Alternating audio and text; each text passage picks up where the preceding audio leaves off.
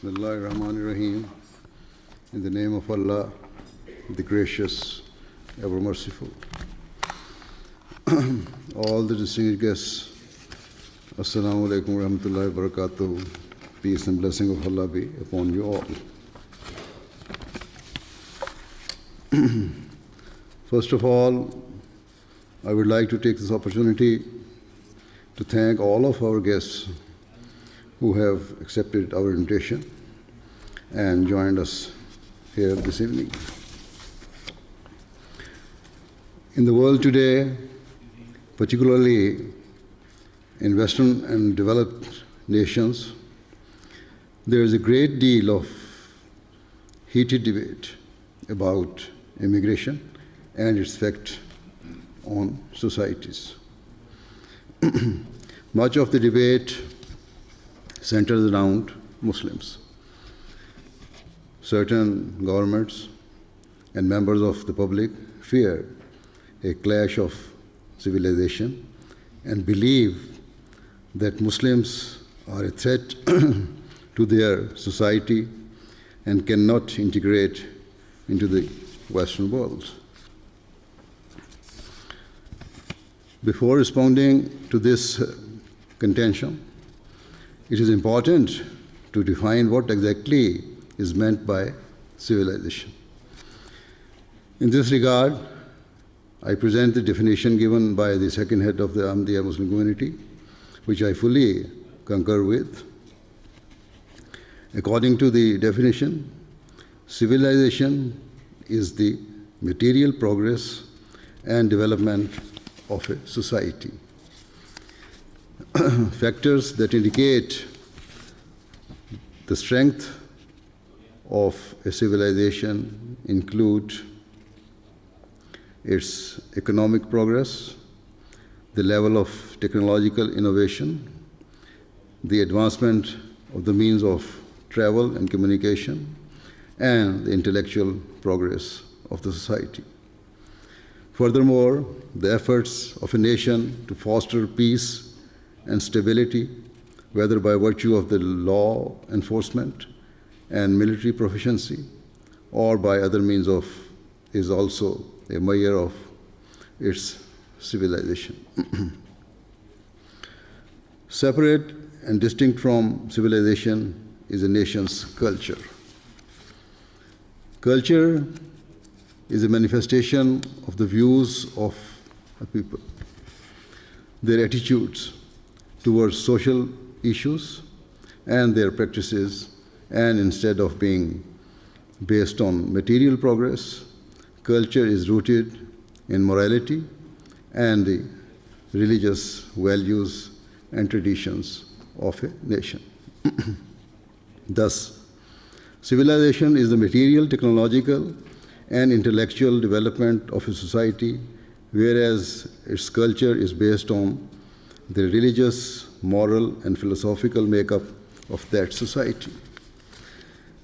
The difference between civilization and culture can be easily understood if we look back to the early period of Christianity. At that time, Roman Empire was at the peak of its powers. And even now, it is considered as one of the greatest civilizations in the history of the world. Due to their material prosperity, urbanization, and the way its territories were governed, the Romans were considered to be tremendously civilized and educated. However, their sophistication did not equate to higher standards of morality. Rather, it was during the early period of Christianity that their people were infused with a progressive culture. Christianity gave people guiding principle based on religion and morality, whilst the Romans prescribed worldly laws and limits. Hence, the progress and advancement of the Romans reflected their great civilization, whereas Christianity gave the people a laudable culture. Over time, Christianity became the predominant religion of the Roman Empire. And so the culture it established was adopted by a great civilization. Allied together, their supreme influence laid the foundation for the values and traditions that remain today in the West, in the West, despite the fact that people in the West are now moving away from religion. Regarding the debate about immigration in recent decades, the demographics of several Western countries has altered. Immigrants have arrived from many countries, but it has been the influence, the influx of Muslims that has caused most concern and alarm. Many indigenous people fear that mass immigration from Muslim countries threatens their civilization, culture, and values, which have existed for many centuries. As I have explained, we consider civilization to be the material progress and advancement of society. And rather than disapprove, oppose, or deny the growth and development in the West, developing nations seek to emulate it. As a result, rather than Western civilization being cast aside, we are seeing the opposite. Due to the modern means of travel and communication, the world has become a global village. The advent of television, the mass media, and particularly the internet have meant that nothing now remains hidden in the world, and so people who live in economically deprived countries can see how those in affluent nations live. They are being influenced by Western civilization and desire to attain similar levels of material advancement and innovation. Thus, the assertion that Western or European civilization is threatened by the presence of Muslims does not hold water. Rather, Western civilization is influencing other parts of the world, and this includes the Muslim world. On the other hand, a fear that the religious and moral culture of the West could be threatened if Islam spreads in Europe is a more legitimate concern, and I shall now address this point. Firstly, it is undeniable that people are rapidly moving away from religion, and this trend is particularly acute in the West. In Western countries, wherever a census is conducted, it shows, whenever the census is conducted, it shows that people are less and less inclined towards religion or belief in God. Given this, I believe that the rapid increase of atheism is a far greater threat to Western culture than Islam. Western values are centuries old and based upon its religious traditions, and especially on its Christian and Jewish heritage. However, these religious values and cultural norms are under attack from those who oppose all forms of religion and faith. So, as a Muslim leader, I believe you should protect your heritage and culture by focusing your energies on arresting the decline in religion and bringing people back towards faith and belief, whether that be Christianity, Judaism, or any other.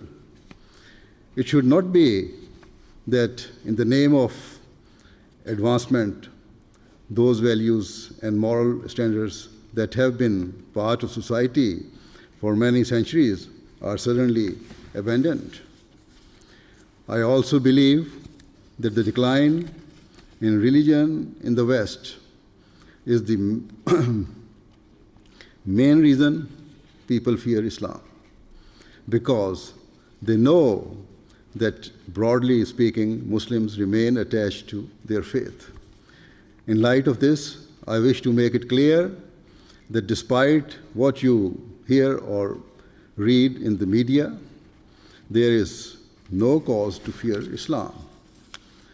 Muslims believe that the Holy Quran to be a final and perfect religious teaching, and it is due to our love and obedience to the Holy Quran that we firmly believe that religion is a matter of the heart and personal to every individual.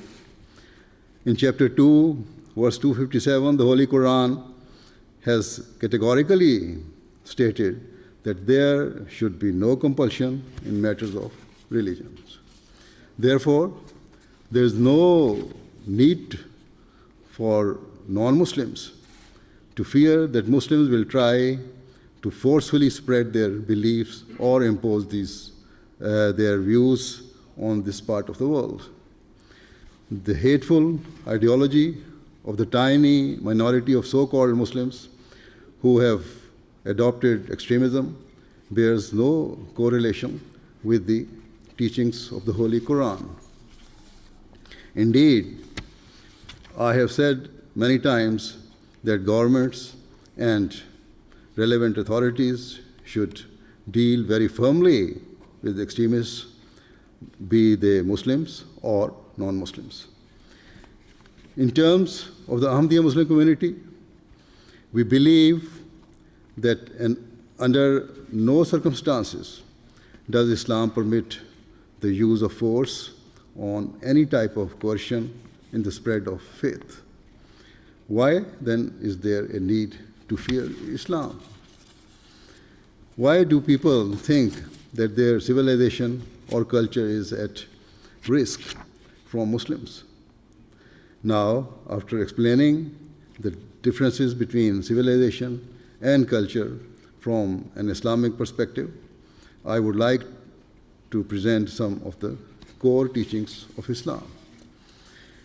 Many myths and misconceptions about Islam and its founder, peace and blessing of Allah be upon him, have spread, and whilst it is not possible to cover all aspects of Islamic teachings in the short time available, I would like to mention some of the rights of mankind that Islam has established. A very significant verse of the Holy Quran in terms of human rights is chapter 4, verse 37, which states, "And worship Allah and associate not with Him, and show kindness to parents and to kindred and orphans and the needy, and to the neighbor who is a kinsman, and the neighbor who is a stranger, and the companion by your side, and the wayfarer, and those whom your right hands possess." In this verse, where Allah the Almighty instructs Muslims to worship Him, He also instructs them to treat their parents with love and affection. How can this teaching requiring Muslims to love and honor their parents clash with any religion or nation? The verse also requires Muslims to treat their relatives and loved ones with kindness and consideration. It requires them to support and comfort the most vulnerable and underprivileged members of society, such as orphans. In this regard, we believe that one of the key ways to help the poor is through education. If younger members of society who are from broken homes or who are stricken by poverty are educated, it will enable them to break free from the shackles of destitution. Opportunities will open up to them, and so, free from frustration and resentment, such youths will grow to be productive members of society, rather than being lured towards a life of crime or gang culture. This is why the Ahmadiyya Muslim community lays great emphasis on education, and within our limited resources, we have built schools in various African countries and fund scholarships for students who cannot afford higher education. We also believe that rich countries should help the weaker nations of the world build solid foundations. If poorer countries can build up their economies and infrastructures, their people will have opportunities at home and have far less reason to migrate abroad. If their nations are stable and prosperous, it naturally follows that the region and the wider world will benefit. In the aforementioned verse of the Holy Quran, special mention is made to fulfilling the rights of one's neighbors, whether they are Muslims or non-Muslims, and it defines the scope of neighbors to be extremely wide. Furthermore, the Prophet of Islam, peace and blessing of Allah be upon him, said that God Almighty had emphasized the rights of neighbors so strongly that he came to think neighbors would be included amongst a person's rightful heirs. The founder of Islam, peace and blessing of Allah be upon him, also taught that a person who is not grateful to the fellow human beings cannot be grateful to Allah the Almighty. What a beautiful principle. Thus, it is necessary that alongside the worship of God, a Muslim must fulfill the rights of humanity. Again, I would ask, how can such a teaching be a threat to Western civilization? Hence, in my view, it is counterproductive for Western people to suggest that Islam or Muslims have no place in this part of the world. If Muslims come here seeking to integrate, to fulfill the rights of neighbors, and striving for the peace and betterment of society, then surely this is something to praise rather than to condemn or castigate. That is what has been mentioned by some of the speakers in their speeches about Jamaat Ahmadiyya Muslim community.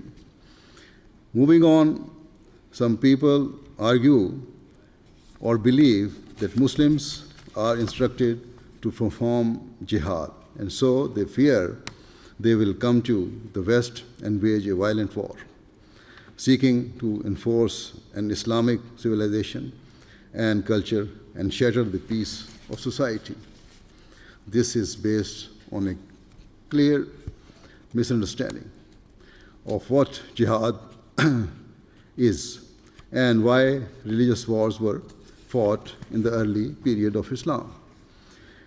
Islam is not a bloodthirsty or violent religion. Once a companion of the Holy Prophet Muhammad, peace and blessing of Allah be upon him, asked him to join the Muslim army so he could take part in jihad. The Prophet of Islam, peace and blessing of Allah be upon him, rejected his plea and said that because his parents were in a fragile state, he should remain at home and care for them, and that consider that to be his jihad. If the objective of jihad was conquest, bloodshed, and warfare, the Prophet of Islam, peace and blessing of Allah be upon him, would surely have taken up his offer and sought to bolster the Muslim army. I should clarify that whilst it is true that Muslim armies fought in some religious wars during the early period of Islam, this purpose was never to overpower, oppress, or compel people to accept Islam. Those wars were fought to protect the institution of religion and uphold principle of freedom of belief. In chapter 22, verse 40-41, the Holy Quran very clearly states that if the aggressors were not stopped, all churches, synagogues, temples, mosques, and other places of worship would be under grave threat, as the underlying intention of the disbelievers of Makkah was to destroy all traces of religion from the face of the earth. This proves that Islam protects all the religions. Then, with regard to bringing up our children, chapter 6, verse 152 of the Holy Quran states that Muslims must not slay their children. This commandment instructs Muslims to nourish their children with love and affection, to morally guide them and to educate them so that they grow to become highly competent and moral individuals who are assets to their community and nation. Similarly, Islam has taught Muslims to defend the rights of vulnerable members of society. For example, in chapter 4, verse 7 of the Holy Quran, Muslims are obliged to protect orphan children from exploitation and to guard their inheritance with integrity until they reach an age where they can manage it themselves.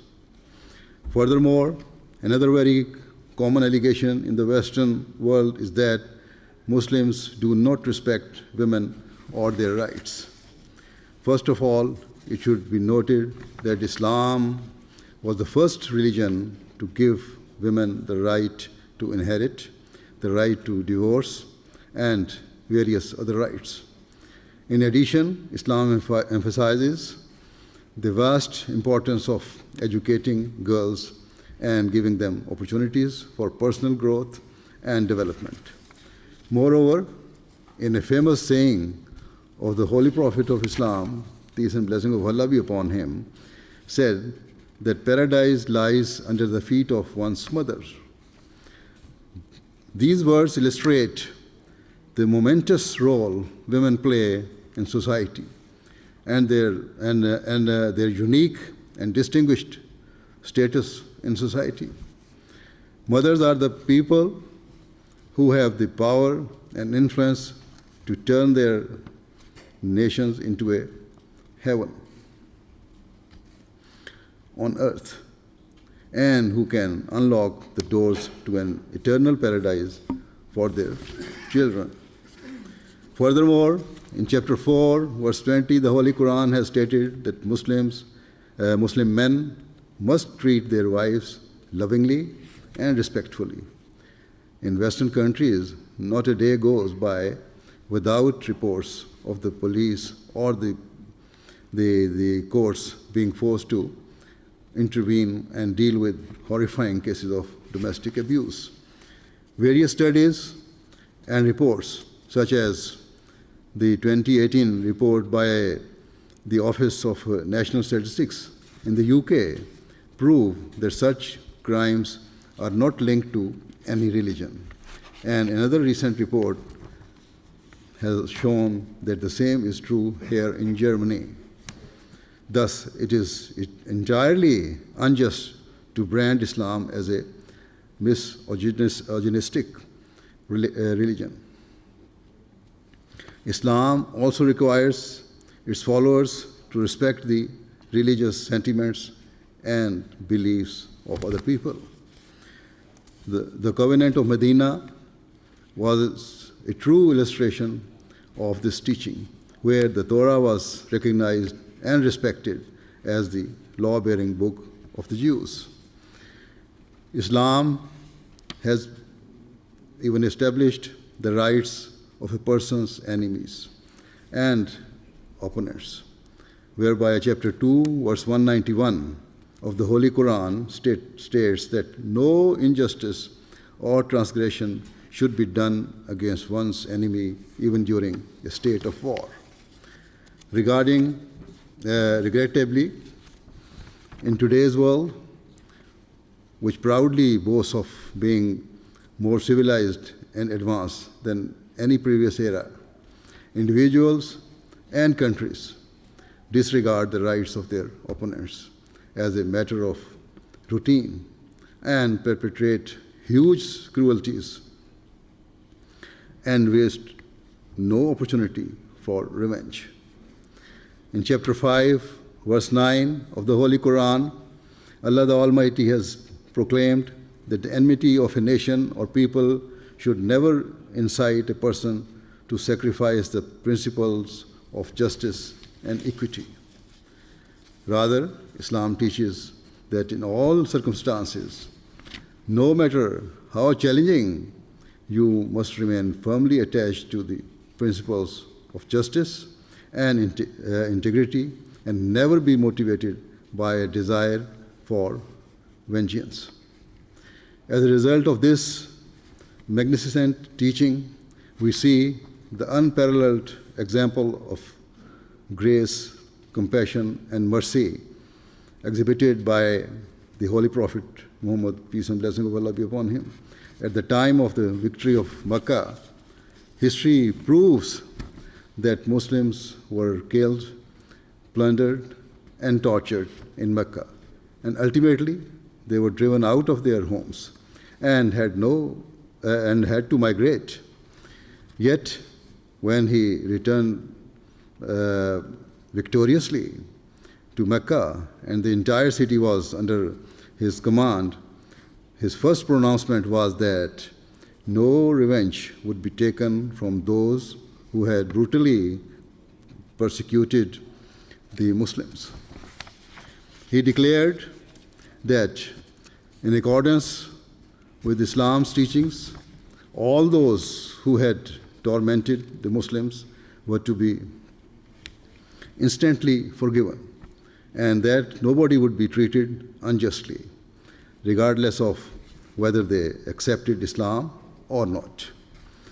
Another moral revolution in favor of the weakest members of society brought by Islam regarded slavery, which prior to Islam was rampant and considered a normal part of society.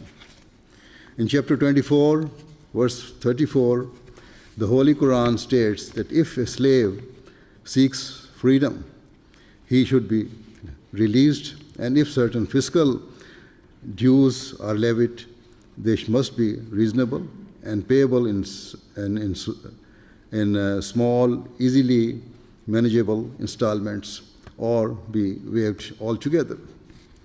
In today's world, physical slavery no longer exists, but it has been replaced by economic bondage and servitude, wherein the relationship between the most powerful nations on earth and weaker countries has become akin to the relationship of a master and a slave.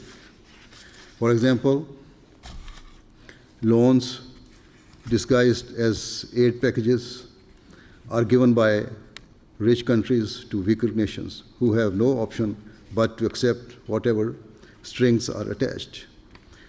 Invariably, The crippling levels of interest mean that the short-term loans lead to long-term misery and liability.